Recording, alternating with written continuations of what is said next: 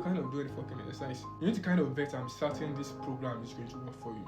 You need to be sure it has this hypertrophy potential. So now I'm going to list 6 factors. And I promise you the last one is the most important one, so you want to kind of hang in, and let's get to the end of doing something. So number 1, it must have a long range of motion. Number 2, your muscle should be under tension during the extension and contraction phase. During the extension and contraction phase, you want to make sure your muscle, you are stretching your muscle fully, and you are coming back, with the contraction and everything is good and nice. So number 3, you need to make sure your body is stable during the movement.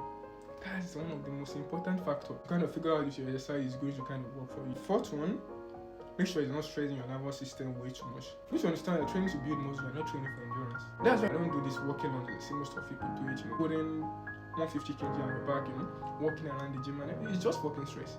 When you can kind of bump on the Smith machine, do Bulgarian splits, they are still the same movements, they work the same thing. So why do I need to kind of keep moving around with 150 kg on my back, and then you're just fucking with your nervous system. If you do such thing a lot, you notice most of the time when you're done doing those things, most of the time you are already tired. You can't even do any other exercise again. So that's shit. 6, number 5, you should be able to overload this progressively. So whatever you're doing, make sure you're able to kind of overload this progressively, probably by the next session. Even if it's just 2.5 kg, make sure you are able to kind of add to what you kind of do before. Number 6, when working with heavy sets, those should be on the muscle you are trying to tie, not another muscle. So I'm going to make this illustration with goblet squats. That's the most shittiest exercise I've ever seen people do.